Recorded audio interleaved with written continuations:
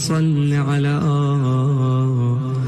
محمد وآل محمد. اللهم صل على محمد وآل محمد. اللهم صل على محمد وآل محمد وعجل فرجهم.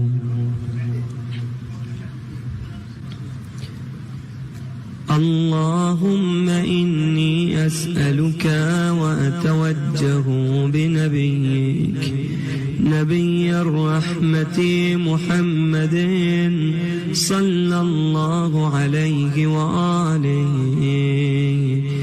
يا أبا القاسم يا رسول الله يا إمام الرحمة يا سيدنا ومولانا إنا توجهنا واستشفعنا وتوسلنا بك إلى الله وقدمناك بين يدي حاجاتنا يا وجيها عند الله اشفع لنا. يا أبا الحسن يا أمير المؤمنين يا علي بن أبي طالب يا حجة الله على خلقه يا سيدنا ومولانا إنا توجهنا واستشفعنا وتوسلنا بك إلى الله وقدمناك بين يدي حاجاتنا يا وجيه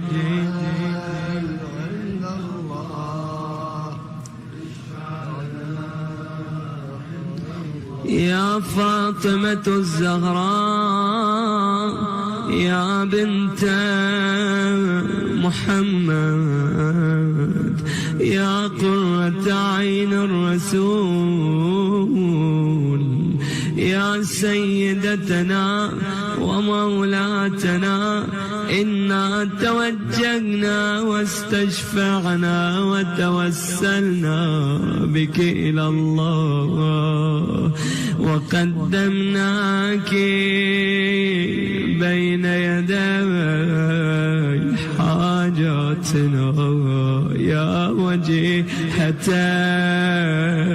عند الله اشفعي لنا عند الله.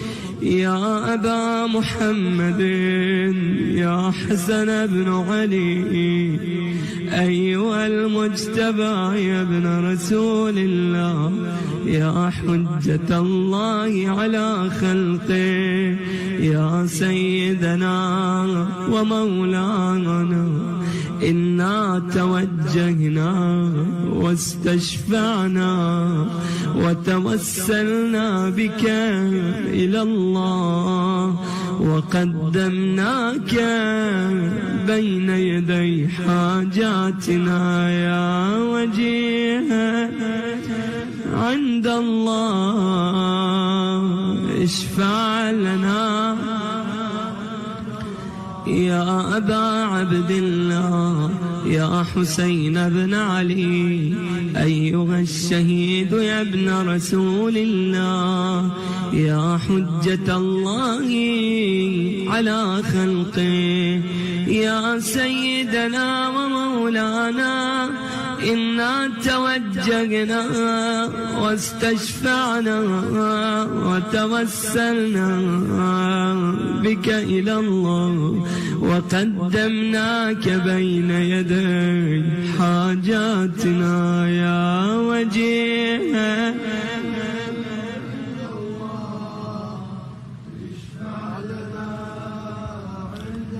يا يا أبا الحسن يا علي بن الحسين يا زين العابدين يا ابن رسول الله يا حجة الله على خلقه يا سيدنا ومولانا إنا توجهنا واستشفعنا وتوسلنا بك إلى الله وقدمناك بين يدي حاجاتنا يا وجيه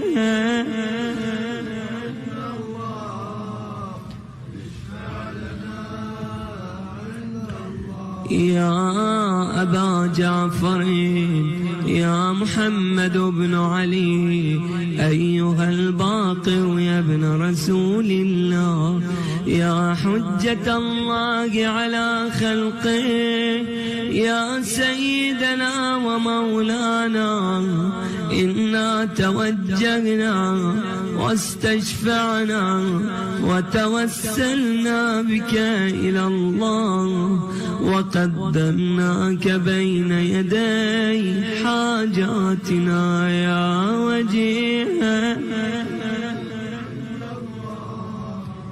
اشفع لنا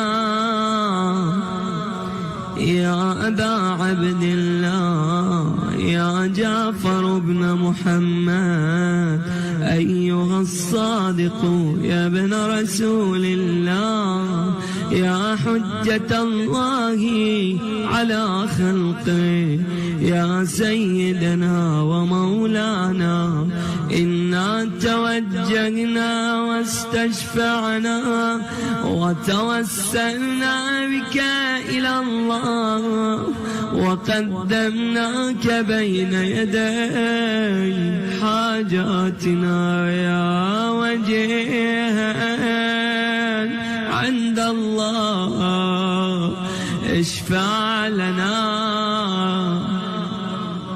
يا أبا الحسن يا موسى بن جعفر أيها الكاظم يا ابن رسول الله يا حجة الله على خلقه يا سيدنا ومولانا إنا توجهنا واستشفعنا وتوسلنا بك إلى الله وقدمناك بين يدي حاجاتنا يا وجيه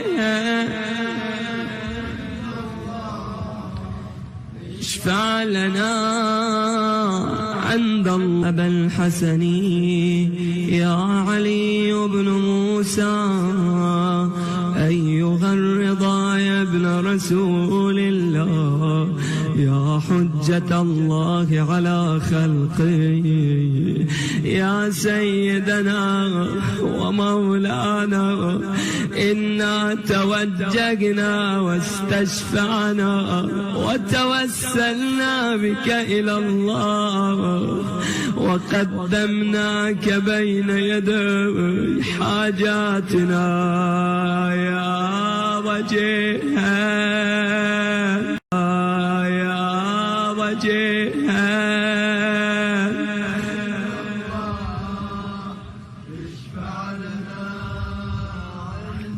يا أبا جعفر يا محمد بن علي أيها التقي الجواد يا ابن رسول الله يا حجة الله على خلقه يا سيدنا ومولانا إنا توجهنا واستشفعنا وتوسلنا بك إلى الله وقدمناك بين يدي حاجاتنا يا وجه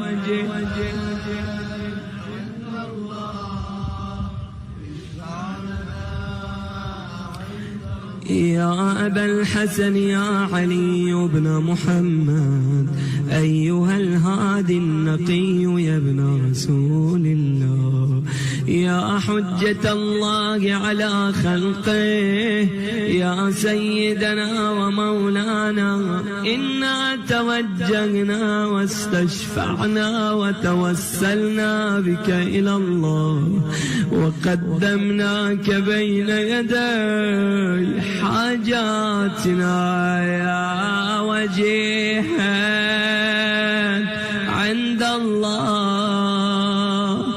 اشفع لنا يا أبا محمد يا حسن بن علي أيها الزكي العسكري يا ابن رسول الله يا حجة الله على خلقه يا سيدنا ومولانا إنا توجهنا واستشفعنا وتوسلنا بك إلى الله وقدمناك بين يدي حاجاتنا يا وجيها عند الله اشفع لنا يا مصي الحسن والخلف الحجة أيها القائم المنتظر المهدي يا ابن رسول الله إنا توجهنا واستشفعنا وتوسلنا بك إلى الله وقدمناك بين يدي حاجاتنا يا وجيها عند الله اشفع لنا عند الله بأعلى الأصوات يا وجيها عند الله اشفع لنا عند الله يا وجيها عند الله اشفع لنا ثم سل حوائجك فإنها تقضى إن شاء الله. يا سادتي وموالي إني توجهت بكم أئمتي ليوم فقري وحاجتي إلى الله وتوسلت بكم إلى الله واستشفعت بكم إلى الله فاشفعوا لي عند الله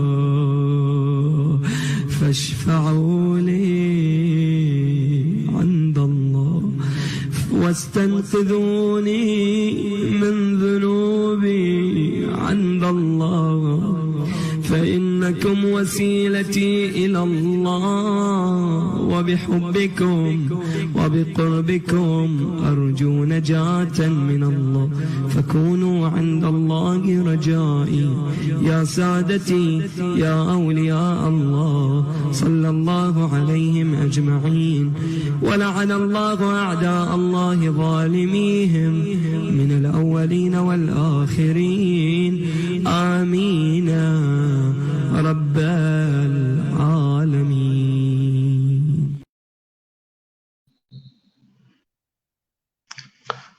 أعوذ بالله من الشيطان الرجيم. بسم الله الرحمن الرحيم. الحمد لله رب العالمين وصلى الله على خير خلقه أجمعين محمد. اللهم صل على محمد وآل محمد وعلى آله الطيبين الطاهرين المعصومين المنتجبين الذين أذهب الله عنهم الرجس وطهرهم تطهيرا. اللهم صل على محمد وآل محمد وعلى أصحابهم الغر الميامين واللعن الدائم على أعدائهم أجمعين من الآن إلى قيام يوم الدين. قال الله عز وجل في كتابه الكريم في سورة البراءة الآية 122 منها: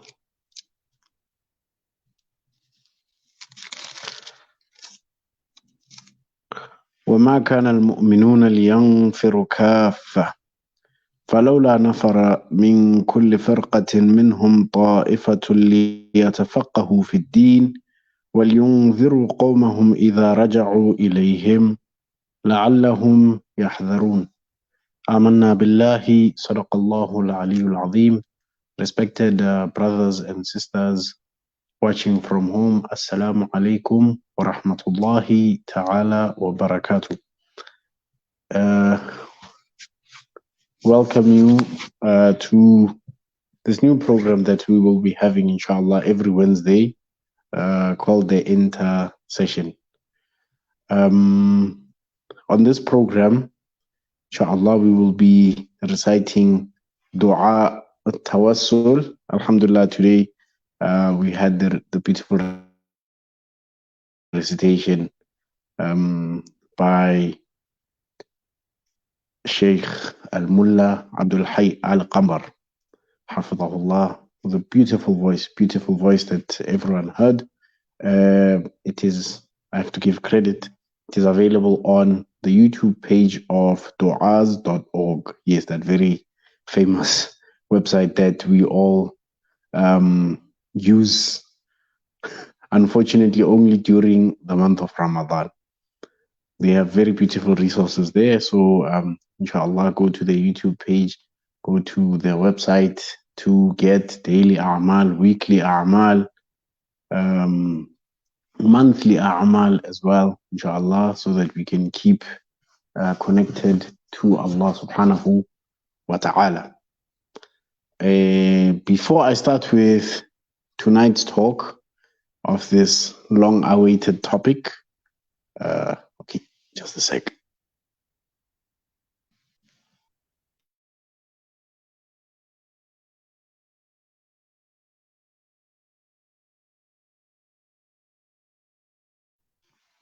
Okay, better one.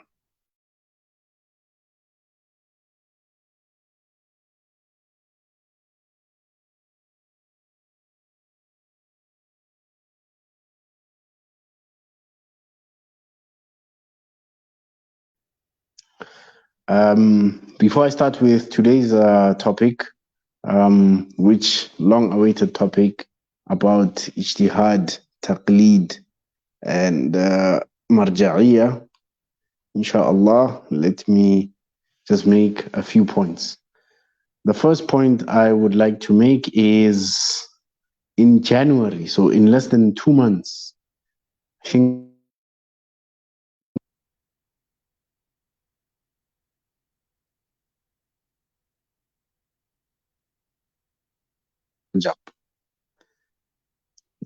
it will be the 1st of Rajab. So it being the 1st of Rajab, on that day, that will be the start of the spiritual season. So it is upon us as individuals first, and then also as communities, to prepare for the month of Rajab, so that us as individuals, we are ready for those of us who intend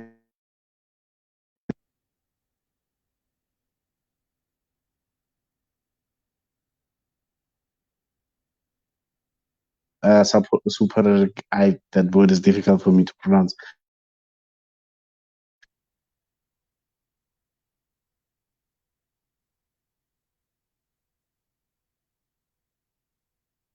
For us as communities, if we will be holding programs, because we will be holding very frequent programs in the month of Rajab, it is also very important that we also start now to prepare via the contributions, via the invitation of speakers, via the washing of the carpets that have been collecting dust since the month of Ramadan.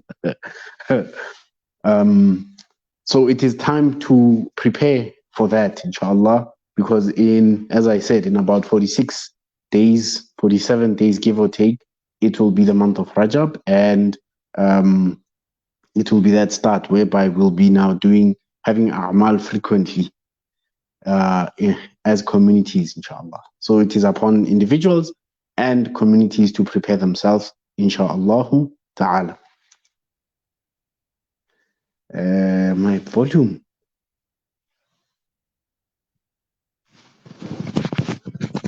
Problem. Is it better now? I hope it's better because I'm using a mic, so I'm not screaming like I do when we do M-Team. Okay, I hope it's better. That's number one. Rajab is coming. Rajab is coming. Number two, Fatimiyya is coming, because we know before Rajab we have 2 months. What do we have? We have Jamad al-Ula and Jamad al-Thaniya. In Jamad al-Awwal, we have Fatimiyya.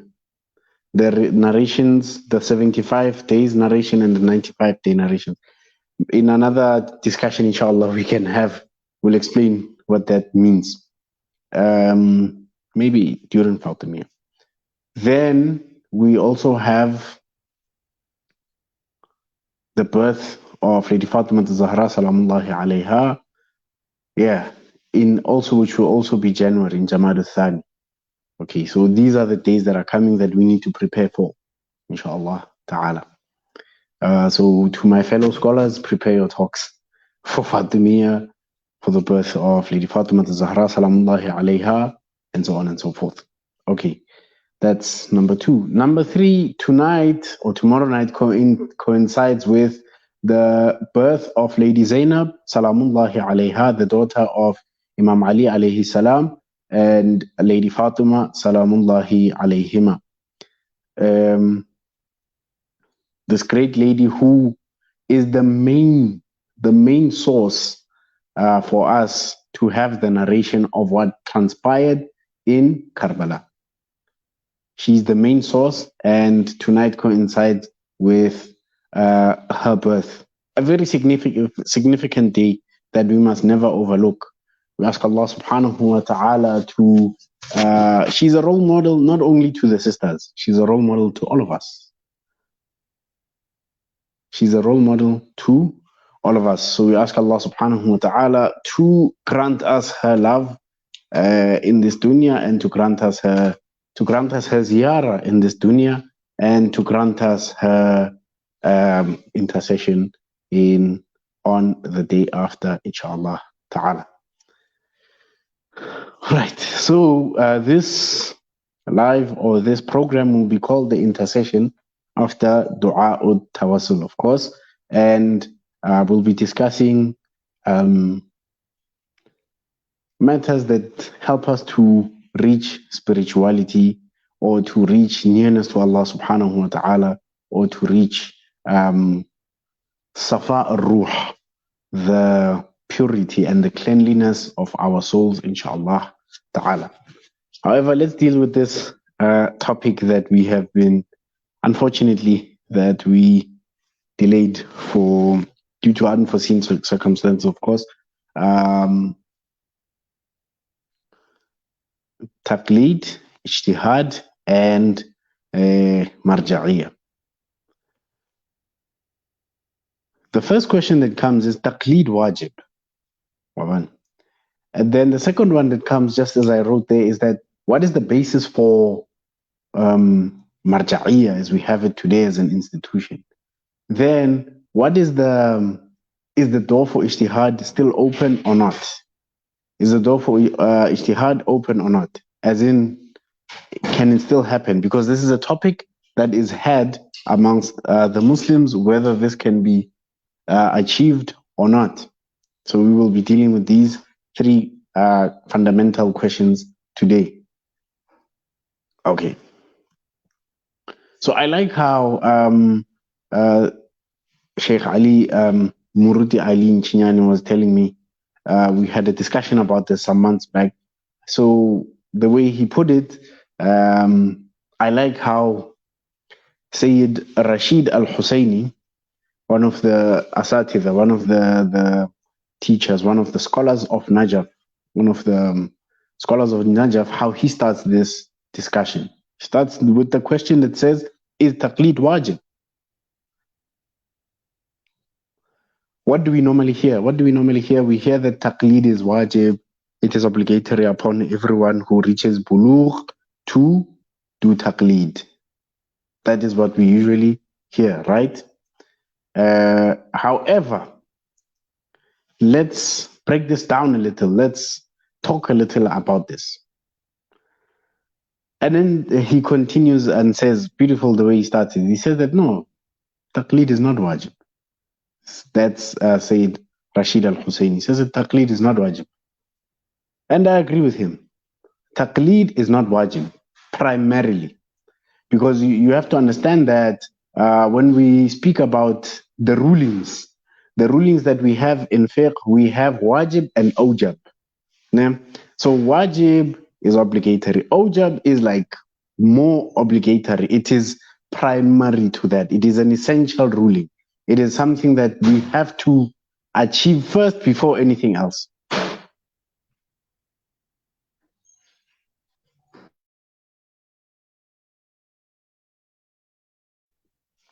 It is something that we have to achieve first before other primary. In fiqh terminology, the other one that they use is there's wajib aini and then there's wajib kifai. You see, so wajib aini in the jurisprudential terminology, what does it mean? It means something that is obligatory upon each and every one of us as Muslims. Wajib kifai is that if some, like a funeral, like burying a Muslim, if some people fulfill it, then we don't have to do it. You see, so that is wajib kifai. So it comes in that order. So why do majority of people say that, or our maraja in their books, why do they say that taqlid is wajib, and why does Hussein Chinyani come out and say that he agrees with Sayyid Rashid al-Husseini that it is not wajib? Because it is not a primary wajib. The primary wajib is ijtihad. It is more obligatory upon you, though we'll discuss in what level. It is more obligatory upon you to be a mujtahid than it is obligatory upon you to do taqlid. You have to become a mujtahid. That is the primary thing. What kind of obligation? Now, what kind of, is it wajib takhiri, wajib kifai, wajib aini? Wajib takhiri is like dhuhr and jum'ah on Friday. You can choose to do this one or that one. So yeah, it is a wajib kifai. So if some people reach ijtihad and then some, then the obligation falls from the others. But that is the primary thing. Everyone should aim to be a mujtahid. Okay, fine, it becomes difficult, then some maybe do not have access to the knowledge and so on and so forth. Then, okay. But that is the primary thing. That is the primary thing. That you should aim to be a mujtahid. Okay? That is the main thing. That is what you should be aiming for. And then when you aim that, then there's no need for a mujtahid. There's no need for taqlid. There's no need for a marja. There's no need for... Okay, then the need for ijtihad is still there. You see, you have achieved it. So you don't need somebody else to give the rulings to you. You have the rulings for yourself. Okay? So is taqlid wajib? Primarily, no. What is primarily obligatory is for ijtihad. That you, as an individual, have the knowledge of the Quran, have the knowledge of the Hadith, have the knowledge of the Sunnah, so that you deduct the rulings for yourself. Is that clear? I hope that is clear. Primarily, the first level is that you must become a mujtahid. Okay? But then what does the Holy Quran then say about this? Because the Holy Quran is a book of lessons, a book of signs, is a book of guidance. When it comes to this matter, in the verse of the Quran, chapter number 9, Surah Al-Bara'ah, verse number 122, it says, وَمَا كَانَ الْمُؤْمِنُ لِيَنْفُرُ كَافَّةً.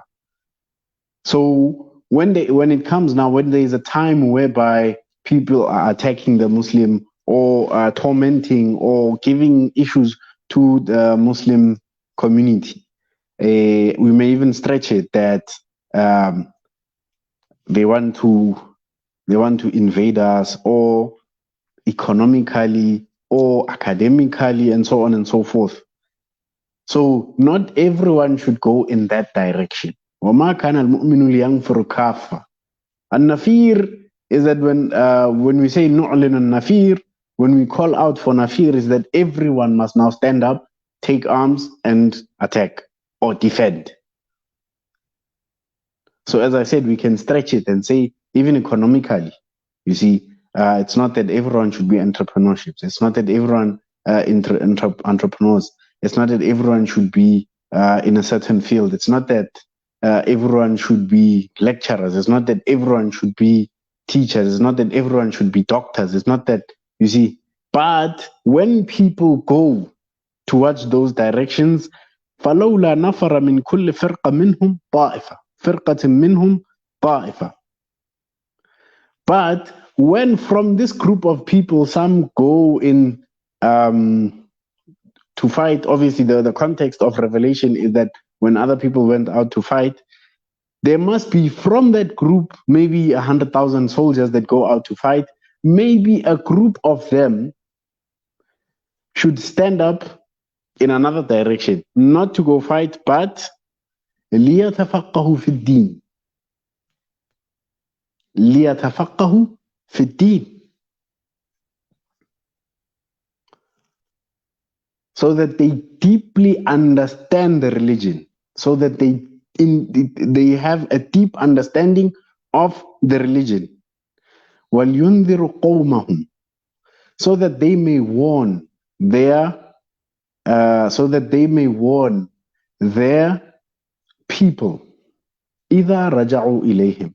When these people return to them. Again, they have left. They went out to go fight, to go defend, and so on. When these people return to them, they must be in a position to tell them that, oh, okay, no, Islam says this about a certain matter. Islam says this about a certain matter.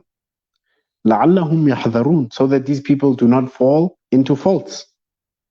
إِذَا رَجَعُوا إِلَيْهِمْ. So this word now appears here. إِذَا رَجَعُوا إِلَيْهِمْ. Raja'a. That is the root word for this word marja'. Marja' in Arabic means an encyclopedia. It means a point of reference, basically. A point of reference. So this marja' is a person who you refer to, you see. All right. So I hope going forward, the issue of taqlid has been sorted. It's not primarily obligatory. It's not. What's primarily obligatory is that you must gain the knowledge and you become a mujtahid and you deduce the laws from the Quran and the Ahadith, many as they are. It should be your duty on your own. Sorry. Okay. Now, the door of the ijtihad, is it closed? No, it's not. It can't be closed. It can't be closed. I always make the example with a car. It's maybe a tired example. The way I always make an example, car. There was a time there was no such thing called a motor vehicle. Now there is such a thing called a motor vehicle, and then it was not invented by a Muslim. So now it not being invented by a Muslim, does this mean that Muslims can use it? Was it a valid question before 1883? for Muslims to ask scholars, specialists in this field of jurisprudence, whether they can use this new invention or not. You see? So they had to be a specialist. So that's the thing. Now, for many years, actually, this just hit me. For many years, I've been struggling to find a word to translate ijtihad to. And the best way to translate the word ijtihad is actually specializing. Specializing, being a specialist. I think that's the best one word translation. You see, if you want to explain the concept, then you can come up maybe with a phrase. But the one word translation, word for word translation for ijtihad, the best one is specialist. Okay? Because ijtihad, the root word juhud, which means exerting yourself, putting effort into, that's the root word, yes. But if you are in technically, the meaning is specializing. There has to be somebody who specializes in jurisprudence so that they know that, okay, fine, as the Quran says, لِيَتَفَقَّهُ فِي الدِّينِ, so that they have a deep understanding of the religion, so that when people return to them, they can tell them, no, this is halal, this is haram, this is mustahab, this is makruh, this is mubah. Do this, don't do that. You see, they have that knowledge. لِيَتَفَقَّهُ فِي الدِّينِ. So they are specialists in that field. Oh, these classes are really helping. These lights used to torment me, alhamdulillah.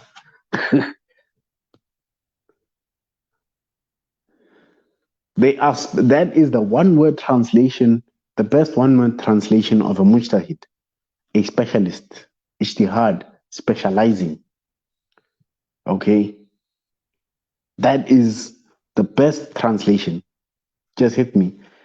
11 years ago, I was wondering when I was still studying in Tanzania,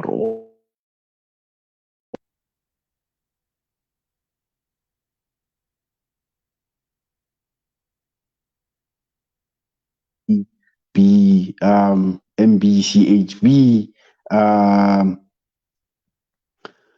that is what? A bachelor's. Then they get an honors. Then they get a master's. Then they get a PhD. Now they are a doctor of philosophy, as in they can come with new concepts, or they can write books, textbooks about said field. You see, they can now introduce new concepts. So that is ijtihad. That is ijtihad. You see. So concerning the modern understanding of the concept or the institution of Marja'iyyah, the one that we have, for example, we have many different Maraja' living today. Sayyid Ali Sistani, based in Najaf, Sayyid Muhammad Taqi al-Mudarrisi, based in Karbala, Sheikh Bashir al-Najafi, based in Najaf, Sheikh Ishaq al-Fayyad, based in Najaf. And it's funny how all four of them are of different nationalities. Sayyid Muhammad Taqi al-Mudarrisi is Iraqi, Arab. Sayyid Sistani is Iranian. Sheikh Bashir al-Najafi is of Pakistani origin. But when he went to Najaf, there was no Pakistan at the time. It was all just India. Sheikh al-Fayyad is Afghani. Then there are other Maraja also in Iran. Sayyid Ali al-Khamenei. There's Sheikh Wahid al-Khurasani, the Don. Sheikh Nasir Makarim al-Shirazi. Sayyid Kamal al-Haidari, and so on and so forth. There are many Maraja that we have today. So what's the problem with this concept of Marja'iyyah that we have today? You see, so yes, of course, the problem will come with, obviously not from the people themselves, but mostly from the people around them. Let's not go into that. That becomes a more political discussions, which this program is not for. We have these different maraja. Okay, where do we get the basis for this? Because during the time of the Holy Prophet, for example, we never needed somebody like that because the Prophet was there. All you have to do is either you go to Medina, ask him your questions, he give you answers, you act upon that. Or you send a letter to Medina, he reads the answer, gets his scribe, the scribe responds to you, and then you have your answer, you act according to that letter that the Prophet sent to you, replied to you. In the time of Imam Ali, same thing. In the time of Imam al-Hassan, Imam al-Hussein, Imam al-Sajjad, Imam al-Baqir, Imam Ja'far al-Sadiq, Imam Musa al-Kadhim, Imam Ali al-Rida, Imam Muhammad al-Taqi, Imam Ali al-Hadi, Imam Hassan al-Askari. During those times, it was not necessary to have this institution of Marja'iyyah. You see, it was not necessary because you could just refer to them. However, I remember one of my teachers in Najaf was telling us of an incident that happened in the time of the Prophet after Yemen had become Muslim, Sana'a. So this young man, he sends him there, he sends him to Yemen, says that, no, go there, lead these people according to the book of God. Lead these people according to my words. Go there and be their imam and lead them in prayers and teach them from what you have learned from me. Then he was about to leave. The Holy Prophet asked him, okay, so when you get there, what are you going to teach these people? He says that, no, the word of God, the Quran. Okay, what if they ask you a question which is not in the Quran? Because obviously the revelation was not complete at that time. He says that, then I will refer to your words. I'll tell them your words. He says, okay, so what if I have not said such a thing? He says that, no, I will do ijtihad of your words and the words of Allah to deduce something, to deduce a certain ruling or a certain understanding to share with them. That is what this young man said, you see. So this concept, it's not far-fetched. Unfortunately, maybe today, because there are certain political or whatever reasons which are really not my interest. I am just an Islamic scholar. My field that I prefer teaching is jurisprudence. That's all I care about. I don't care about other things. Politics, social, what, that I deal with. I only care about the politics that affect me in South Africa. Yeah, you see. So yeah, there's a problem maybe there, but the concept itself is very logical. It does not really even sort of need a discussion, because even in the time of Imam Ali alayhi salam, he was based in Kufa, and he was based in Medina and then Kufa again. So in those times, the Muslim land, the Muslim state became vast. So now there were people who were asking questions. Those people, for example, if you check the story of or the history of the Quran, when you study Quranology, ulum al-Quran, how the Quran was standardized, you see, there had to be specialists of the Quran sent to different cities to teach different people how to recite properly, how to transcribe the Quran properly, and so on and so forth, you see. So the Imam being based in Medina, but then being other Muslims in Mecca, there were letters coming and going where people were asking him questions, or there were travelers coming and going where people were asking him questions, and so on and so forth. And then when that person gets to their town, they answer those questions on behalf of the Imam. And this was the case from the time of the Holy Prophet until the time of Imam Hassan al-Askari alayhim salam ajma'in. You see. Then comes the time of Imam al-Mahdi, whose time basically started with his occultation, because he was 5 when his father was martyred, and then the minor occultation started immediately after the funeral, after a few days. Refer to your history teachers and books. You see?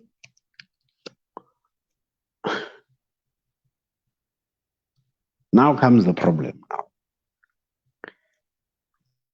Where does this thing of Marja'iyyah come from? Is it a bid'ah? Is it bad? Is it good? Does it have any basis and whatnot? It becomes very difficult to deal with it, especially in the modern context. There are many issues there that I don't ever want to go into. As Hussein Chiani, you come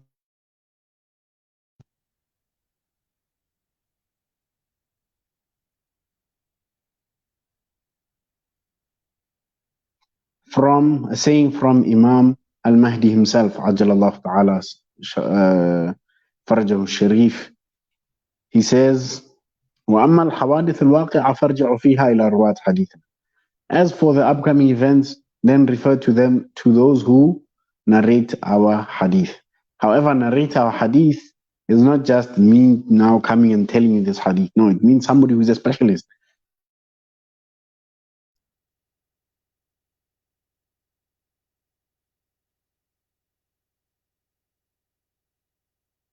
Two, you see. But the biggest problem, and I'm going to say this based on the marja that I do taqlid of, or the marja that I studied under. Let me rather put it that way, not the marja that I do taqlid of, but let me rather say the marja that I studied under, who I have sat in his class as he was teaching. You see.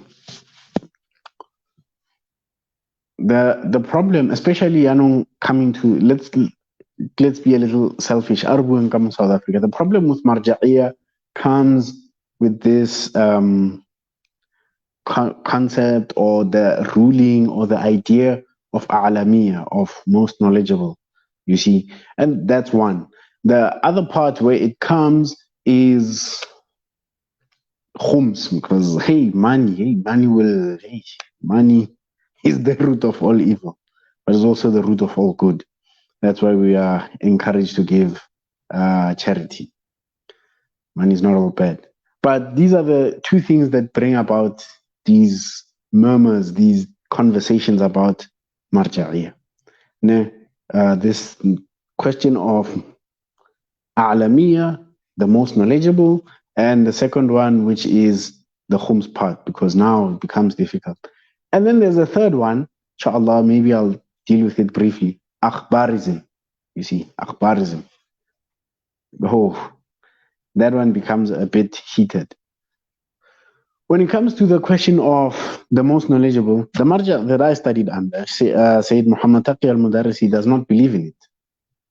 One of my teachers liked to make this example, Sheikh Ibrahim al-Ashtar, Hafidhahullah, beautiful man, lovely man. He says that in the books of hadith we find, this is not my words, it's my teacher's now.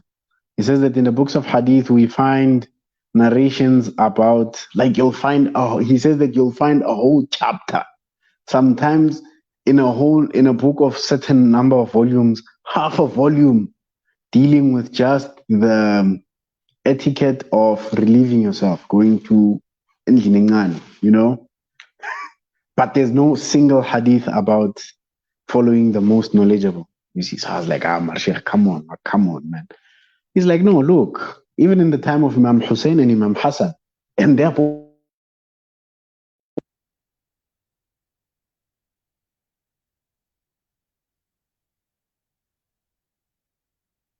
the tent of Imam al-Hussein alayhi salam, prayer mats only. You know, prayer mats, fell. Then the side of, it's just a tent for prayer. Then the side of, and the tent of Imam al-Hassan alayhi salam, fruits, pillows for resting, and so on and so forth. So one guy stands between these two tents and then he looks at them. He says, what's happening here? So Shaitan tried to waswas, you know.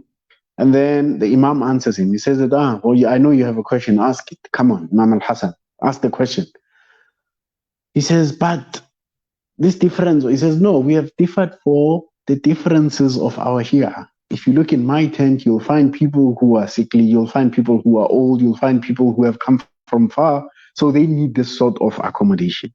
But on the side of my brother, Imam Hussein alayhi salam, that side, it's for people, young people who just came for the sake of ibadah, tawbah, and fulfilling their hajj. And both are correct. There's nothing wrong about going here and there, you see. So when Sheikh Ibrahim told me this, I was like, oh, okay. Okay, yeah. Then in the studies, we took the concept of tab'id. And I think this is a very beautiful concept. Unfortunately, it's not discussed enough. Tab'id means there are several maraji', so several specialists, okay? Several specialists of fiqh. Let's say fiqh is physiology. Let's say fiqh, yeah, it's physiology. Yeah? So every one of these people is, at minimum, a general practitioner. You see, but then there's one who checks up your eyes and gives you spectacles. These are not spectacles, it's just for the light. For the sake of your eyes, you go to an optometrist. For the sake of your teeth, you go to a dentist. For the sake of your skin, you go to a dermatologist. For the sake of, okay, I forgot, please tell me the one who does with, retaining the hairline. May need to contact him soon. You see, so you got, even in the field of physiology, you still got specialists and so on. You see, so now tab'id means taking from different maraji' in different chapters, in different rulings. Why? Because maybe the ruling of a certain marji' do not really, are hard to apply in your situation, or they are impossible to apply in your country. Or, you know, so the concept of tab'id is very beautiful. We can discuss it another time. Please, if you have any questions, please throw them my way, and then we can discuss it better. I function better in a question and answer session rather than in a lecturing setup. So please, your questions are very welcome. Do send them, and inshallah they will be answered either in videos or either in text, inshallah ta'ala. So that's the concept. You see, that we can solve this thing of alamiyah, of making one absolute marja' in one place for the whole world. We can solve it via this way. But yes, of course, because even if you look in the book or the books of fiqh, they speak about the hakim shar'i, that he sort of is the ruler. He has that authority, not totally like an imam. No, never. But he has that authority, as in, or a group of them can come together and then form a sort of a council, council of scholars, and then form sort of a council whereby people refer to them, and then for the sake of applying Islamic laws in the society, they can do that as that council, as that group. You see, so there is that concept, yes, but let's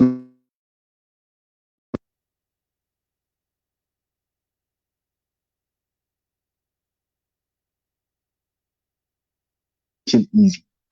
Second one, when it comes to the matter of khums, is that khums, according to the books of Maraja, actually, especially, and very recently, very famously, Sayyid Sistani was asked for khums, how do we do khums? Should we send it to you? So on and so. He says, no, if you know somebody who is deserving, or a project that is deserving, then take it there directly. You don't have to bring it to my office. Why?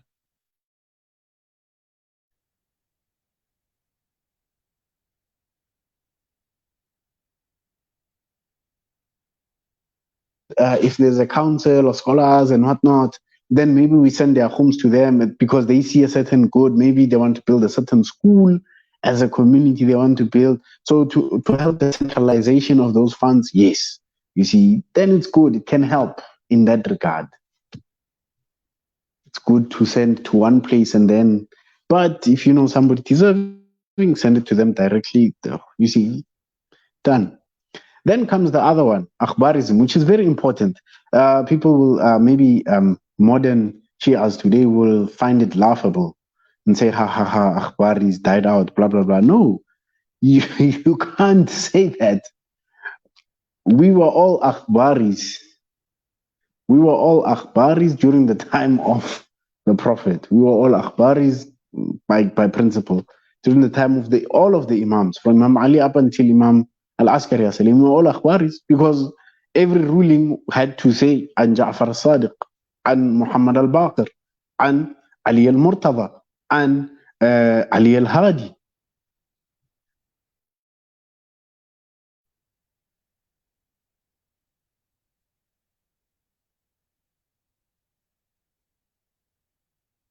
You take the khabar and then khalas.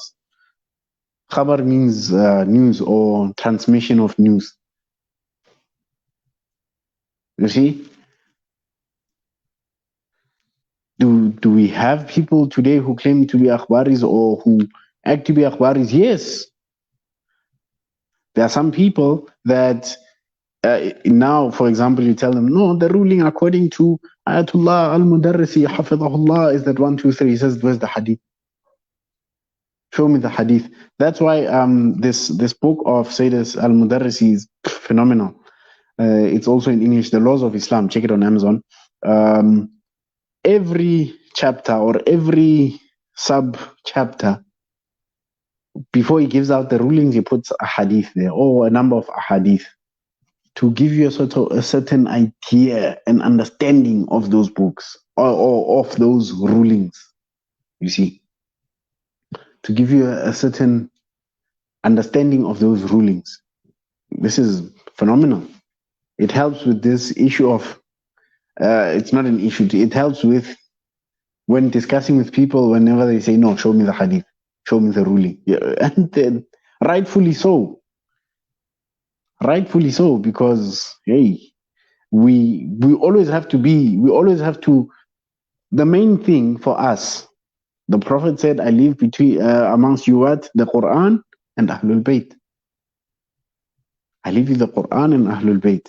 So it's the Quran, the words of Allah, and Ahlul Bayt who teach you the words of the Prophet or give you an interpretation of the words of the Prophet. And this is a beautiful thing, you know, if you can go to a book like Wasail al-Shia, for example, and you read a certain topic, you find the ahadith of the Prophet, Imam Ali, and so on, and they are all in line. It's like the Holy Prophet maybe gave you a snippet. Imam Ali comes and gives gives a longer explanation. Imam Ja'far al-Sadiq comes and gives you a more detailed explanation. It's so beautiful. It's as in that hadith, as-silsila al-dhahabiyya, the golden chain. You see, so it's so beautiful. So akhbarism, we have to respect it. Even Wasail al-Shia itself was written by an akhbari. That's why it was written, actually. It's a fiqh book based on hadith. You see, so that's the thing. The most important thing is to quickly recap and close.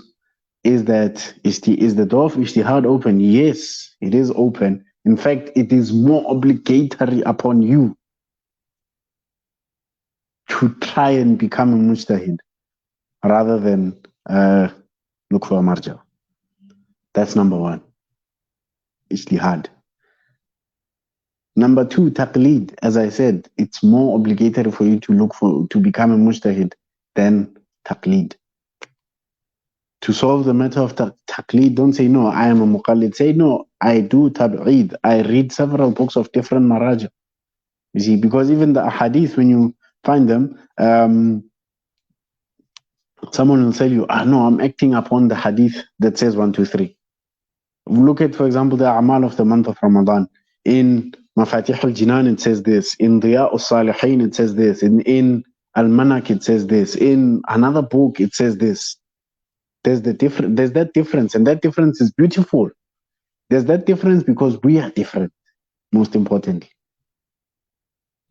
Marja'iyyah, as it is today as an office, in closure, there may be differences, there may be arguments here and there, but if we can remember that ijtihad means specializing,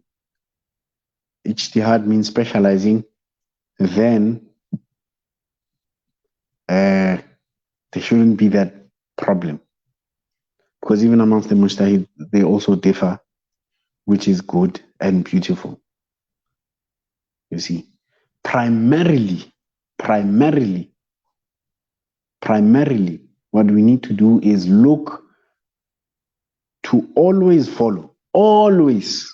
And this is why Wasail Shia is such a beautiful book. I'm not sure if it's translated in English. I know Arabic, so books like Wasail Shia, this Laws of Islam of Sayyid al-Mudarrisi, this is why they are so important. Because before it tells you the rulings just dry like that, it gives you an understanding from the words of Ahlul Bayt alayhi salam. That is most important. That is most important. That whichever scholar, whichever speaker, whichever always reminds you of Allah, Muhammad, and Ahlul Bayt. Most importantly. Whether it's a speaker doing lectures like this, whether it's a speaker via their books, whether it's somebody who speaks to you via Facebook or social media, that is most important. That is most important.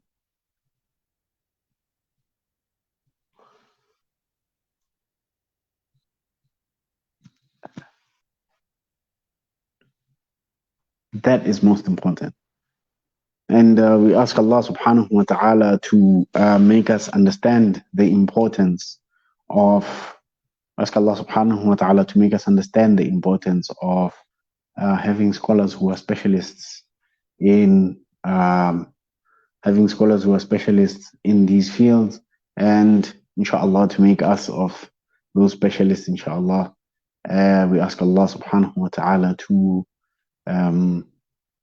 put in our hearts the love of Ahlul Bayt alayhim salam. Ask Allah subhanahu wa ta'ala to put in our hearts the love of His Prophet Muhammad sallallahu alayhi wa alihi wa sallam. Ask Allah subhanahu wa ta'ala, most importantly, to put in our hearts the love of Allah subhanahu wa ta'ala, and to make the most important thing to us adherence to His rulings, adherence to His advices, adherence to His words. Inshallah, we ask Allah subhanahu wa ta'ala to have mercy on the deceased and to cure the ill and to send to them the reward of Surah Al-Fatiha before it. Salat ala Muhammad wa ali Muhammad. Allahumma salli ala Muhammad. Bismillah ar-Rahman ar-Rahim. Alhamdulillahi Rabbil Alameen. Ar-Rahman ar-Rahim. Maliki yawmiddin. Iyaka na'budu wa iyaka nasta'in. اهدنا الصراط المستقيم صراط الذين أنعمت عليهم غير المغضوب عليهم ولا الضالين. سبحان ربك رب العزة عما يصفون وسلام على المرسلين والحمد لله رب العالمين. Inshallah, join us again on Thursday, inshallah. After Dua Kumail, also will have a lecture. Join us Sunday for Mtini, inshallah, and Fridays also for Jum'ah. So it's Tuesdays, the intercession.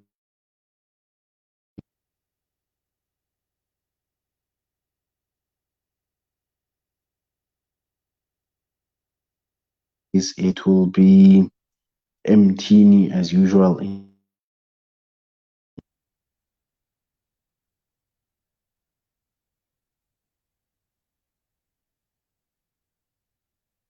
في أمان الله.